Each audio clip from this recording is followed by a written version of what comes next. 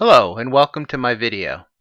This time we're going to continue on developing some HTML code like before, and on the page you'll see that I have hidden what we did in the last video. So what I'm doing here is that if you want to see anything that's hidden, you have to go back and watch the other videos. Okay, so this is all new stuff in here. And you can see this is only in the style section. So what you see here is basically classes.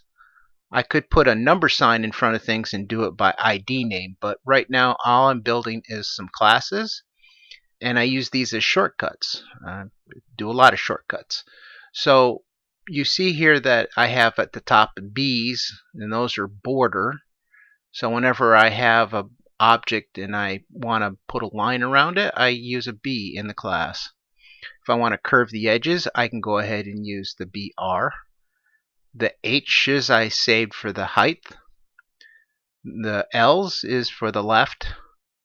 The P I'm using for position. So we have position absolute, position relative, static, and fixed. And I also have ways of centering and some other stuff where it deals with floating and overflow. The next one down here is R for right, and then T for top. Since I've already used bottom, I didn't want to use B for bottom, so I'm using up, because you want to come up from the bottom of the page, so up so many pixels. And then the last one is for width. So you can see that I have some code created here, and basically this is all you can see for now, and I'm going to hide the code and you'll never see it again unless you come back to this video. Same for all the other code that I did. You won't be able to see it unless you go back to those videos.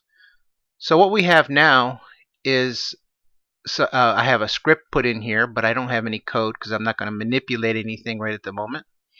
And so we have one div tag.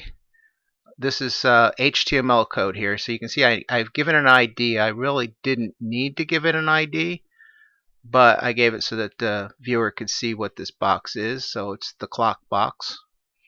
And so the classes, so now you can see that where I use those. So position absolute, so in other words, it's not a static position, and I'm telling it that its width is 700, its height is 700. I want it 100 pixels from the left of the screen, and I want it down from the top 100 pixels, and I'm going to give it a 1 pixel black border.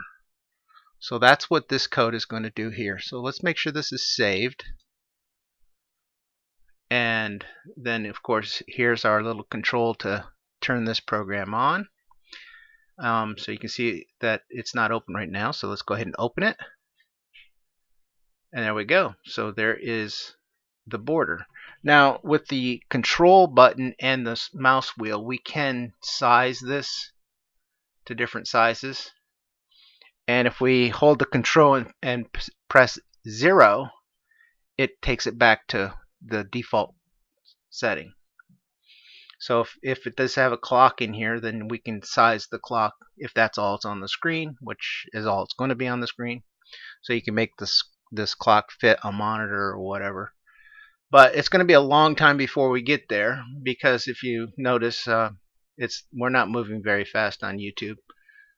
And you can see up at the top in the text that what we did the last time is still running. It still works. So it's up here in the header section in the hidden code. So the script, or the script, if I put script down here, will work just as well as up here. And so when I develop it down here, I'm going to put it up into the top, and that way it's easy for us to see what's new. That's from the last video we were talking about trackers. Trackers can just dump script code anywhere in here they want and manipulate. So it makes it easy to program, but there's a lot of crazy things that can go on. That pretty much brings us to the end of this video, and you know now. And I hope you had a great time, got some information out of this, and you have a great day. Thanks for watching.